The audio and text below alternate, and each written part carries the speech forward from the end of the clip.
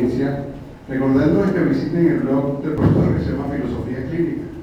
Para aquellos que dicen que la filosofía no sirve para nada, pues ahí hoy tienen para una cosa práctica. Y además se publican muchos textos de filosofía. Ustedes saben que cada vez las publicaciones son más difíciles en Venezuela. Bueno, vamos a la última ponencia del primer bloque de hoy, este bloque de la mañana. Le toca al profesor doctor Pedro Castro Guillén. Él nos va a presentar la ponencia del socialismo del siglo XXI entre el autoritarismo y el totalitarismo. No se sabe de qué va a hablar.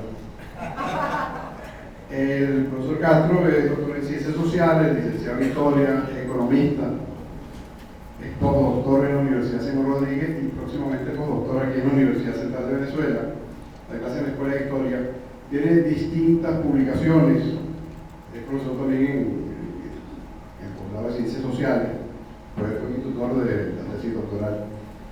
Bueno, adelante, profesor, tiene el tiempo en sus manos. Buenos días. Bueno, yo voy a presentar un resumen de la ponencia. La ponencia tiene más contenido histórico, pero creo que esa presentación se haría demasiado larga y me voy a referir básicamente al problema, es decir, a los problemas, a aquellos aspectos que nos podrían conducir a dilucidar si el socialismo del siglo XXI es un totalitarismo o es un proceso autoritario. Y cuando hablamos de totalitarismo y autoritarismo, no es que estamos diciendo que uno es mejor que otro, o sea, los dos son muy malos, pero evidentemente hay diferencias cualitativas que son importantes establecer.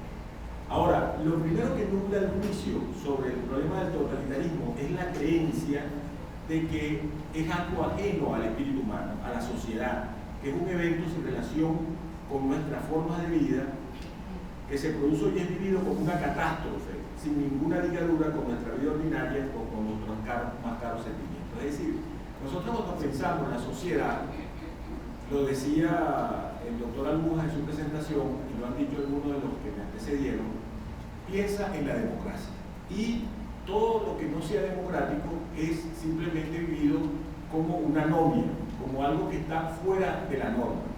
Y entonces lo que tratamos de hacer es de buscar la forma de volver a meter esa irregularidad, esa distorsión, esa disrupción dentro del campo democrático en lo que es la democracia entendida como democracia liberal, como socialdemocracia, como democracia republicana, es decir, las diferentes acepciones de la democracia. Pero el problema es que, y por supuesto, cuando hablamos de totalitarismo y autoritarismo, tampoco lo vinculamos a ningún tipo de sistema económico en particular, ni tampoco a ninguna época específica, y creo que la que me antecedió en el uso de la palabra justifica más que suficiente lo dicho, es decir que esto viene de antiguo. Ahora, el problema está en la sociedad como tal. El totalitarismo y el autoritarismo es algo que está presente en la sociedad, está presente en la vida de los seres humanos. Y ya lo decía Kant en un opus fantástico, extraordinario, que se llama ¿Qué es la ilustración?, nos hablaba de la insociable sociabilidad, es decir, el carácter imposible de la sociedad.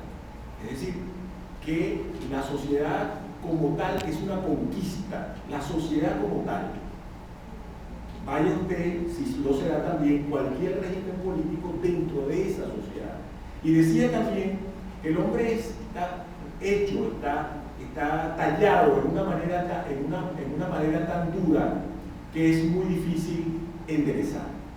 Y decía otra tercera cuestión, que las sociedades humanas tenían que estar fundamentadas en instituciones también construidas que pudieran dar cabida a una sociedad de diablo, que pudieran contener a una sociedad de demonios. Es decir, que Kant, que es el hombre que guía la racionalidad occidental y sirve de inspiración para lo que va a ser todo el pensamiento en estos últimos 3 siglos, pues ya decía estas cosas que son extremadamente complicadas y que además desdicen un poco de su propio planteamiento. Ya él mismo descubrió un concepto o descubrió una cuestión a la cual le sacó el cuerpo, porque hablaba del mal radical. Hegel hablaba de la noche del mundo, ¿verdad? Pero después viene un señor que se llama Freud, en el siglo XIX, en donde a partir de esos artículos de 1912 en adelante va a plantear del hombre y de la sociedad humana, va a pintarnos un cuadro nada agradable. Creo que se resume en uno de sus artículos que fue traducido como lo siniestro, un Heimlich, lo siniestro. Es decir, que la sociedad y en todo caso la democracia, más que ser un factum brutum, más que ser un dato, un dato presocial, es simplemente algo que se debe conquistar, ¿verdad? Algo a lo que hay que arribar. No es algo que está, no es lo que nosotros hacemos ahorita, que decimos, no, es la democracia y eso es, digamos, la base. Eso es el piso sobre el cual comenzamos a pensar, a reflexionar sobre la democracia misma y a reflexionar los aspectos disruptivos o catastróficos que se presentan dentro del ámbito democrático. Y en ese sentido, establecidos que la sociedad acepta, es decir, la sociedad en cualquier régimen político, económico o época histórica, es decir, que la sociedad está siempre amenazada de situaciones totalitarias y autoritarias, si aceptando eso, negando totalmente el hecho de que la democracia sea como una especie de parte del alma del hombre, que lo han dicho muchos autores. Bueno, eso es un poco parafraseando aquello que decía Sartre, que los hombres estaban condenados a la libertad. Una cosa que, bueno,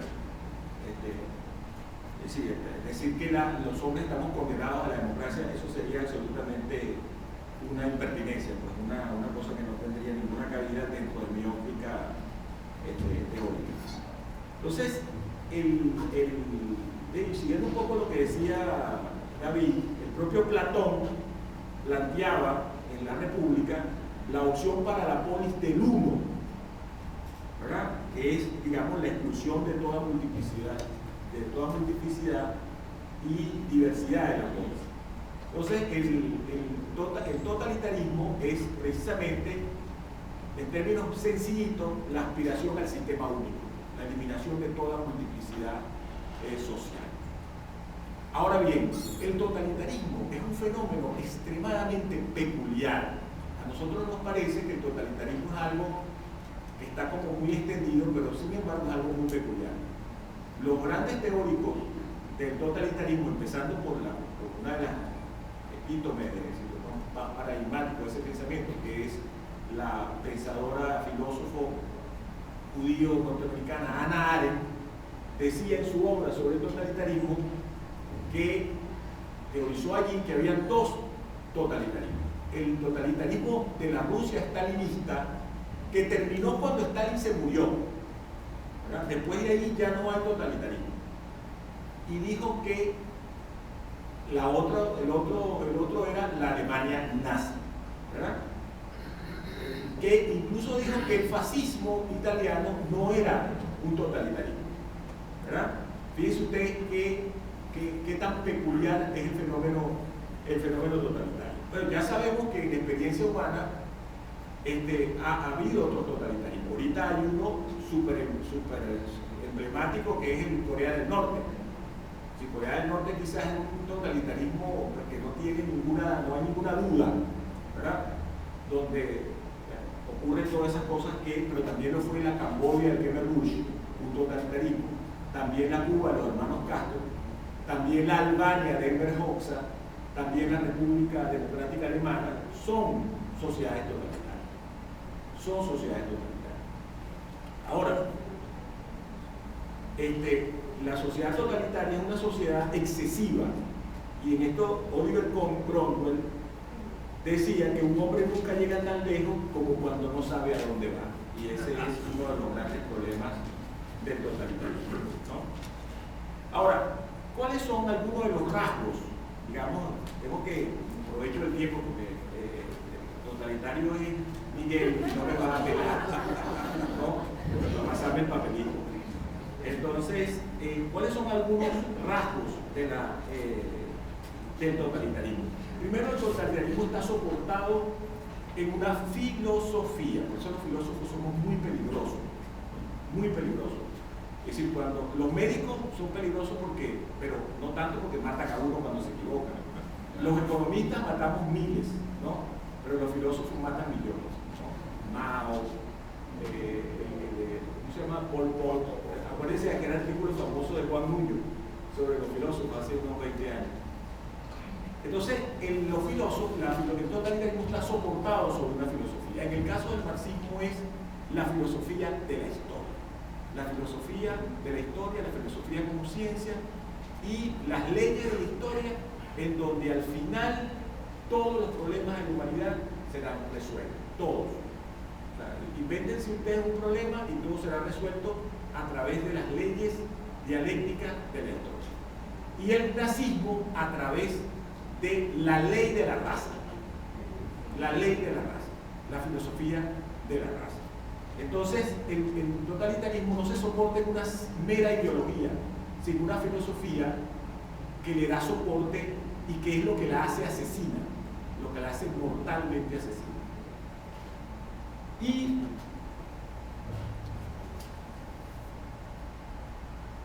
Y por supuesto, ese fundamento ideológico soporta una ideología. Y por supuesto, proclama la posesión de la verdad histórica, en el caso del marxismo, de conocer sus leyes, y en el caso del nazismo, pues por supuesto, de estar en conocimiento de las leyes de la raza y de poder explicar todo fenómeno a partir de esos fundamentos. Entonces hay una unificación entre profecía ideológica o profecía filosófica y conciencia política, ¿verdad? Conciencia política. Hay ese maridaje, esa fusión que es tan poderoso en el totalitarismo y que permite la construcción de todo el aparato, el aparataje totalitario que ya describía con maestría mi estimado compañero el doctor Ricardo Mercado. Fíjense ustedes, a nosotros nos da la impresión de que el totalitarismo tiene como fundamento o que construye el Estado totalitario, y no es así. De acuerdo a Hannah Arendt, de acuerdo a Arendt Heller, de acuerdo a Bernard Krieg y a otros teóricos del totalitarismo, el totalitarismo ataca el concepto de Estado. Para Marx, el Estado debe ser puesto al servicio de la sociedad. Y entonces el Estado se vuelve plastilina. El Estado es cualquier cosa. El Estado me lo voy construyendo de acuerdo a mis propósitos. Como vivimos en Venezuela, no creo tener ninguna necesidad de explicar esa situación. No tengo ninguna. Creo que sabemos que es un estado de plastilina en donde yo lo puedo adecuar a las necesidades que se me presentan de acuerdo a la oportunidad. Y en el caso de Hitler, el Estado debe ser instrumento de la raza. Entonces no hay Estado. El Estado es absolutamente oportunista. El Estado es siempre una construcción oportunista. ¿Verdad?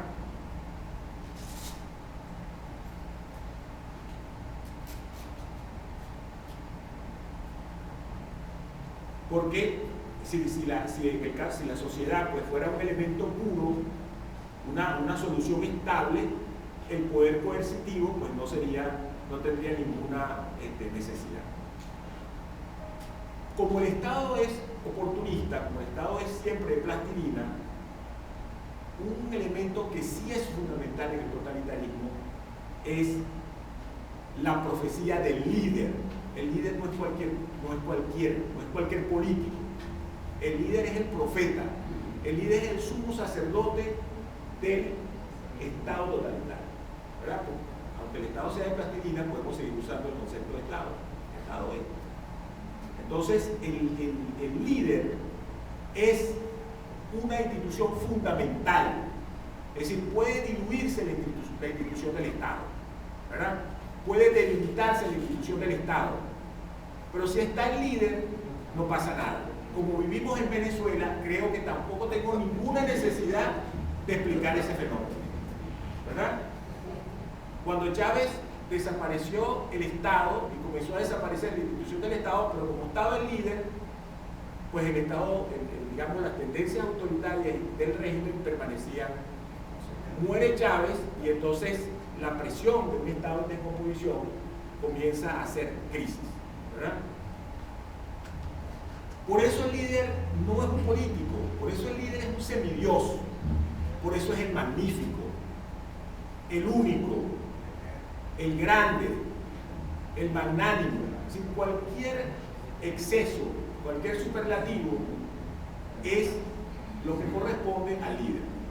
Y eso ha sido así, bueno, dense cuenta, no solamente era lo mismo con Hitler, era igualito con Stalin, pero igualito pasa con los saludos egipcios que se le hacen a Kim Jong-un en Corea del Norte, ¿no? Es decir, hay una absoluta, es decir, el líder no es un ser humano, el líder no es un ser humano, y el líder es el cemento fundamental de una sociedad totalitaria. Por eso la sociedad se reduce a la masa, ¿verdad? A la masa en su sentido orteguiano, ¿verdad? O al sentido que le dio Freud, ¿verdad? Siguiendo a Le Bon en Psicología de las Masas y Análisis de Bion, su obra de 1922. Luego la violencia. La violencia no es un subproducto en un régimen totalitario, es un elemento fundamental. Es un elemento fundamental, ¿no? O sea, la violencia es lo que sería, lo que decía nuestra amiga la maestra Alicia Ambrosino, el tema de las comunidades civiles, ¿verdad? Si la violencia es un elemento fundamentalísimo, es una institución. Si la violencia, que correspondería, digamos, a elementos catastróficos o a la falta de orden, se convierte en una institución dentro del régimen. La alianza con el AMPA, alianza que la hubo en la Unión Soviética, alianza que la hubo en la Alemania de Hitler. Fueron las clases medias bajas y el lumpen proletario los que construyeron desde la base, democráticamente, el régimen totalitario de Hitler, ¿verdad? Entonces, la alianza con el lumpen, la alianza, y vuelvo a repetir, como vivimos en Venezuela, no tengo ninguna necesidad de abundar en ese argumento, ¿no? Pero el otro tema es el terror que es distinto a la violencia, ¿verdad? A la violencia tal como nosotros medio la entendemos racionalmente. Entonces el terror es en donde se articula, ¿verdad?, la relación entre el líder y el Estado totalitario. Porque para practicar el terror se necesita el carisma del líder, pero el terror ayuda a dotar de carisma al líder. Es decir, ahí está la bisagra articuladora del régimen. Por eso el terror es la esencia del régimen totalitario y quizás su única y verdadera institución, ¿no? Ok, estoy resumiendo para que Miguel no me pase el papel. Es totalitario. Miguel es totalitario. No me totalitarice. No se lo van a pasar, se lo van a buscar. Yo sabía. Bueno, dicho esto, es el régimen que estableció el magnánimo, el único, el magnífico, el grande, Chávez Frías, un régimen totalitario, en mi opinión, y de acuerdo a lo que dije antes, no lo es. No lo es una sociedad autoritaria, con lo cual no estoy haciendo tampoco ningún favor a Chávez, ni al chavismo ni al PSUV. Porque esto es un régimen militar protervo, cruel, malvado, ¿verdad? Y le podemos agregar otros adjetivos. Pero no lo es, y no porque yo haya hecho la caracterización anterior de totalitarismo. No lo es porque la población venezolana ha impedido que se tapen los espacios democráticos. Porque en este país, ahorita que tenemos ya más de un 50% de la población que rechaza esta caquistocracia, como dice Ricardo, que es, repito, la caquistocracia es el régimen de los peores, siempre hubo demasiada población opositora y el régimen nunca pudo coartarla. Entonces el totalitarismo en Venezuela fue impedido por la población, por la voluntad de resistencia de la población, que durante 16 años ha enfrentado al régimen, ¿verdad? Y a pesar de que nosotros nos hemos aficionado a la crítica de nuestros líderes, de la mesa de la unidad, etcétera, etcétera, aquí ha habido verdadero heroísmo cívico, pero también ha habido heroísmo político, civilista, partidista, para conservar abierto el espacio democrático. Y como ese espacio democrático no se ha cerrado, y hoy está más abierto que nunca, entonces, señores, esto es un régimen autoritario, pero no lo cerramos con esa definición. Porque, por ejemplo, el doctor Miguel Aguja, que va a tener su ponencia esta tarde, ha desarrollado nuevos conceptos, como por ejemplo el concepto de neototalitarismo, en donde probablemente el doctor Aguja nos puede ilustrar todavía un poco más sobre, digamos, a dónde podemos llevar estas definiciones. Muchas gracias.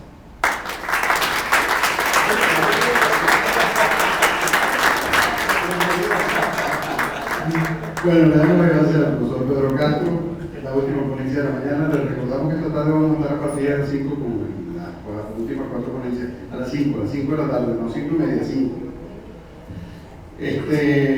Solo le digo al profesor que yo no soy totalitario, sino neototalitario. Por eso es más malo, por eso es más malo. Estoy menos. Bueno, se abre la sesión de preguntas y respuestas, de comentarios. Les agradecemos que se acerquen para que usen el micrófono. Vamos haciendo una colita y les agradecemos que sean breves en sus intervenciones.